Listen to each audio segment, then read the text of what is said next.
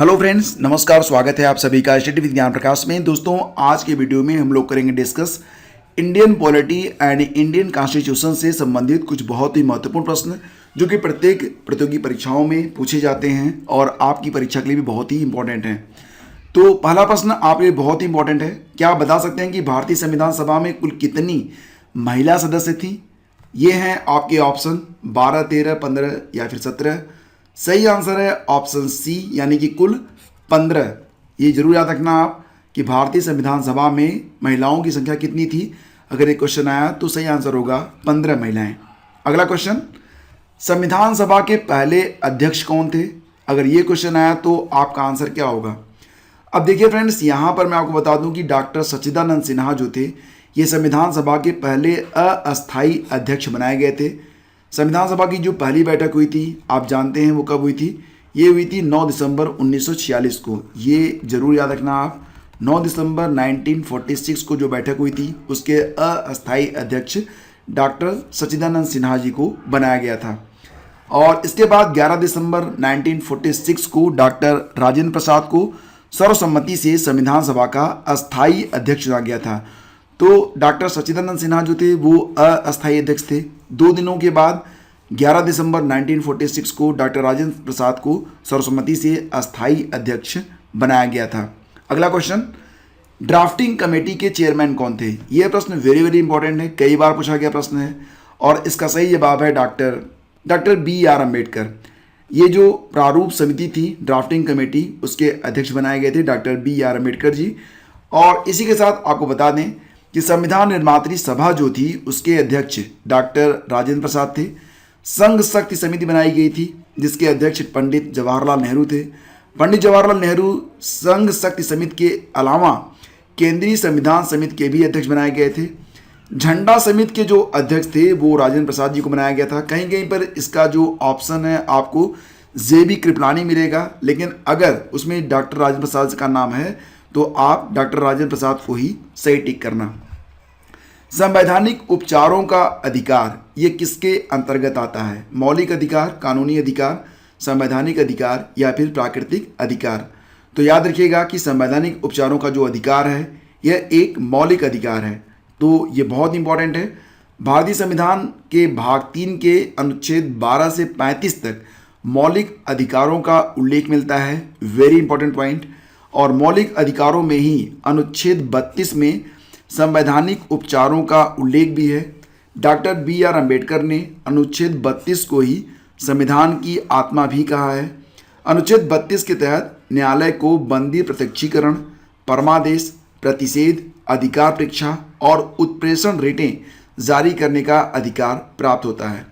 Telegram channel से अगर आप नहीं जुड़े हैं तो जुड़ जाइए। ये जो लेक्चर आप सुन रहे हैं इसकी PDF आपको अभी डाउनलोड करना है तो टेलीग्राम चैनल पर आप आ सकते हैं। संविधान के किस अनुच्छेद के प्रावधानों के अंतर्गत भारत सरकार ने भारत रत्न और पद्मश्री का शुभारंभ किया है? जैसा कि आप जानते हैं उपाधियों का अंत भी कर दिया गया था भारतीय संविधान के अंतर्गत, लेकिन भारत रत्न और पद्मश्री का जो शुभारंभ है ये अनुच्छेद 18 के अंतर्गत किया जाता है। तो ऑप्शन डी इसका बिल्कुल सही आंसर है। भारतीय संविधान के अनुच्छेद 18(a) के तहत राज्य, सेना या विद्या संबंधी सम्मान के अतिरिक्त कोई और उपाधि प्रदान नहीं कर सकती है। ठीक है। अनुसूचित जनजाति के संरक्षण के लिए एक क्षेत्र को अनुसूचित क्षेत्र के रूप में घोषित करने की शक्ति किसके पास होती है? और इसका सही आंसर होगा ऑप्शन बी, यानी कि भारत के राष्ट्रपति के पास यह शक्ति होती है।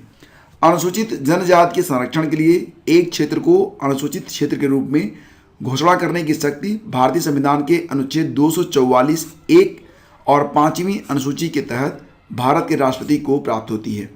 तो अनुच्छेद याद रखना, अनुच्छेद है 244(1). ठीक है। किस भारतीय राष्ट्रपति ने आयरिश यानी कि आयरलैंड के स्वतंत्रता संग्राम में भाग लिया था और इसके लिए वो जेल भी गए थे? तो ये थे डॉक्टर VV गिरी। ऑप्शन सी इसका बिल्कुल सही है, VV गिरी जी। आपको बता दें कि VV गिरी ने 1913 में डबलिन यूनिवर्सिटी में पढ़ाई के लिए दाखिला लिया था, कानून की पढ़ाई के लिए। 1916 में वहाँ पर जो वहाँ के क्रांतिकारी थे उनके संपर्क में आए ये, और आयरलैंड के सीन फान आंदोलन में सक्रिय रूप से उन्होंने भाग लिया था, जो आयरलैंड की आज़ादी और श्रमिकों का आंदोलन था। परिणामतः ये कानूनी शिक्षा पूरी न कर सके और कॉलेज से निष्कासित कर दिए गए थे। अगला क्वेश्चन लेते हैं। भारत विश्व का विशालतम लोकतांत्रिक प्रजातंत्र है, ये आप जानते हैं। इसकी पहली लोकसभा कब आयोजित की गई थी, ये क्वेश्चन है यहाँ पर कि पहली जो लोकसभा थी वो कब आयोजित की गई थी। सही आंसर क्या होगा? अगर आप समझते हैं 16 अगस्त 1947 तो आपका आंसर गलत हो जाएगा। 27 जनवरी 1950 भी गलत है। सही होगा 13 मई 1952। तो ऑप्शन सी इसका बिल्कुल करेक्ट है।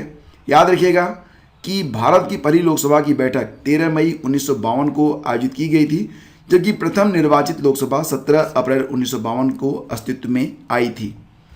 राज्यपाल के संदर्भ में कौन सा कथन सही नहीं है? आप बताइए कि राज्यपाल राज्य विधान परिषद के 1/4 सदस्यों को मनोनीत करता है, 1/4। क्या ये सही है? जी नहीं, ये गलत है। राज्यपाल विधान परिषद के 1/6 एक जो 6वां हिस्सा होता है उनके सदस्यों को मनोनीत करता है। वह एंग्लो इंडियन समुदाय से राज्य विधानसभा के लिए 2 सदस्यों को मनोनीत करता है, 2 नहीं सिर्फ 1। तो यहाँ पर कोई भी विकल्प सही नहीं है, तो ऑप्शन डी आप इसका आंसर देंगे।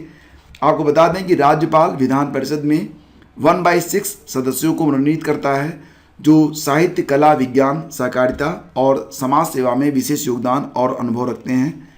भारतीय संविधान के अनुच्छेद 170 के तहत अनुच्छेद 333 के उपबंध के अधीन रहते हुए राज्यपाल एंग्लो इंडियन समुदाय के 1 सदस्य को राज्य विधानसभा में मनोनीत कर सकता है। और भारत के संविधान के किस अनुच्छेद के अधीन राज्यों के राज्यपाल को अध्यादेश जारी करने की शक्ति प्राप्त होती है? बहुत ही अच्छा प्रश्न है, थोड़ा सा डिटेल में देखिएगा, ध्यान से देखिएगा इसको। क्वेश्चन होगा कि भारत के संविधान के किस अनुच्छेद के अधीन राज्यों के राज्यपाल को अध्यादेश जारी करने की शक्ति प्राप्त होती है? ये है अनुच्छेद 213। तो ऑप्शन सी इसका बिल्कुल सही है। अब यहाँ पर जो बात आप ध्यान में रखेंगे वो ये है कि अनुच्छेद 213 ये राज्यपाल की विधायी शक्तियों से संबंधित है, जबकि अनुच्छेद 123 में संसद के विश्रांति काल यानी कि जब संसद नहीं चल रही हो उस दौरान राष्ट्रपति के अध्यादेश जारी करने की शक्ति का उल्लेख है। तो इसको आप ऐसे याद रखो कि राष्ट्रपति जो अध्यादेश जारी करते हैं उसकी शक्ति उन्हें अनुच्छेद 123 से मिलती है, 1, 2, 3 से, जबकि राज्यपाल को यह शक्ति जो होती है वो 213 से मिलती है, 213 से मिलती है। 213, 123, 213, 123, ऐसे आप इसको याद रखना।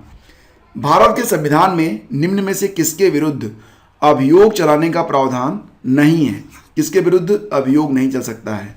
राष्ट्रपति के विरुद्ध चल सकता है, जी हाँ बिल्कुल चल सकता है, लेकिन राज्यपाल के विरुद्ध नहीं चल सकता है। तो हमारा आंसर होगा ऑप्शन बी। आपको बता दें कि भारतीय संविधान के अनुच्छेद 61 में राष्ट्रपति के विरुद्ध, अनुच्छेद 67 ख में उपराष्ट्रपति के विरुद्ध और अनुच्छेद 124(4) में उच्चतम न्यायालय के न्यायाधीशों के विरुद्ध अभियोग चलाने का प्रावधान किया गया है। इसमें राज्यपाल शामिल नहीं है। भारतीय संविधान के निम्नलिखित में से किस अनुच्छेद के अंतर्गत विधानसभा को विधान परिषद सृजन करने का प्रस्ताव पास करने की इजाज़त मिलती है? क्वेश्चन समझ गए आप? क्वेश्चन है कि भारतीय संविधान के किस अनुच्छेद के अंतर्गत विधानसभा को विधान परिषद, जैसा कि आप जानते हैं कुछ राज्यों में विधान परिषद भी होते हैं, तो विधान परिषद सृजित करने का प्रस्ताव पास करने की इजाज़त मिलता है किस अनुच्छेद के अंतर्गत? ये है अनुच्छेद 169। तो ऑप्शन बी इसका सही आंसर होगा। याद रखिएगा कि भारतीय संविधान के अनुच्छेद 169 के तहत यदि राज्य की विधानसभा ने विधान परिषद के सृजन के लिए संकल्प प्रस्ताव कुल सदस्य संख्या के बहुमत द्वारा और जितने उपस्थित हैं और मत देने वाले हैं सदस्य हैं उनकी संख्या के कम से कम 2/3 बहुमत के द्वारा पारित कर दिया जाता है, तो संसद इसके लिए उपबंध कर सकती है अनुच्छेद 169 के अंतर्गत। तो फ्रेंड्स ये थे आज के प्रश्न और उम्मीद करता हूँ कि वीडियो आपको जरूर पसंद आया होगा।